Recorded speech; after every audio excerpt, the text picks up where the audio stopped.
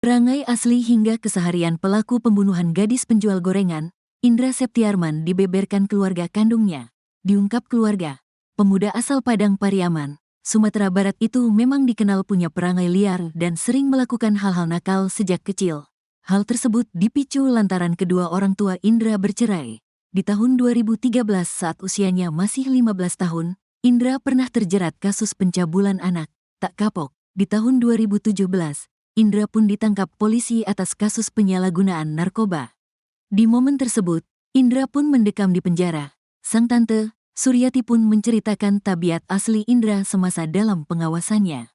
Bak tak menyangka, Suryati syok saat mendapatkan kabar bahwa Indra sadis membunuh gadis penjual gorengan, Nia Kurnia Sari. Janjinya itu, Indra tak akan berbuat lagi ente. Udah taubat ente. Udah kapok Indra di dalam ente, kata Suryati dilansir tribunnewsbogor.com dari tayangan TV One News, Selasa, tanggal 24 September tahun 2024. Selama ini diakui Suryati, Indra sering curhat kepadanya. Termasuk saat terjerat kasus sejak kecil, Indra pasti akan mengucap janji kepadanya. Alasannya adalah karena keluarga Indra yang lain tidak ada yang peduli. Curhat Indra, keluarga Indra enggak ada satupun yang lihat Indra ante. Ante cuma yang melihat Indra dari Pekanbaru ke sini. Indra janji enggak akan berbuat lagi. Itu bilang sama saya kemarin tuh, di Payakumbuh tuh, akui Suryati. Pun saat terjerat kasus narkoba, Indra sempat ketakutan saat aksi kejinya ketahuan sang tante. Diungkap Suryati, Indra memang takut kepada dirinya. Indra, sering pulanglah itu, kawan yang ngajak, pakai narkoba. Padahal dia enggak ada lagi main narkoba. Itulah, dia sering pulang tuh, pakai narkoba, pungkas Suryati. Kedapatan sama saya, kata tante.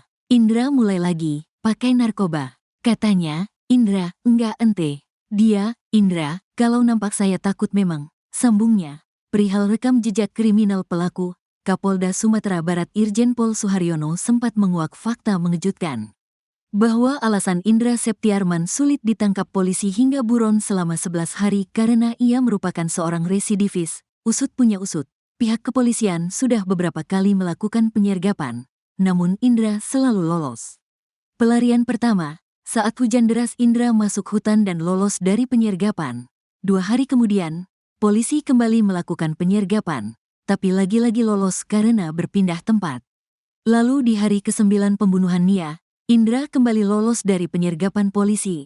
Selama 10 hari pelarian, Indra disebut menguasai medan pelarian dengan cara keluar masuk hutan.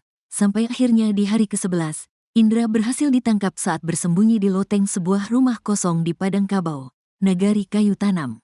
Berhasil diamankan, Indra Septiarman sempat mengurai pengakuan tak terduga. Pengakuan dari tersangka bahwa dilakukan pemerkosaan dulu baru dibunuh. Gitu, ujar Kapolres Padang Pariaman, AKBP Ahmad Faisal Amir. Namun berdasarkan hasil otopsi, diketahui bahwa korban diduga diruda paksa saat sudah meninggal dunia. Dari tim forensik disampaikan bahwa tidak ada bukti tenggorokan kotor atau udara masuk di paru-paru korban, kata Irjen Pol Suharyono. Kendati demikian, ada pengakuan lain dari pelaku yang tak kalah membuat publik syok yakni Indra mengaku sudah mengincar korban lebih dari 1 kali. Tersangka sudah ada niatan sebanyak 3 kali berdasarkan pengakuan sementara terhadap korban. Dan tepat di tanggal 6 September di hari Jumat itu baru melakukan aksinya, imbuh AKBP Ahmad Faisal Amir. Terkait penetapan tersangka atas Indra Septiarman, polisi mengurai pasal yang menjerat sang pelaku pembunuhan. Indra terancam pasal berlapis yakni 338 tentang pembunuhan, serta pasal 285 terkait pemerkosaan, dan pasal 351 tentang penganiayaan yang menyebabkan kematian. Karenanya, ancaman hukuman untuk Indra adalah maksimal yakni hukuman mati. Pasal paling terberat, pemerkosaan dan pembunuhan.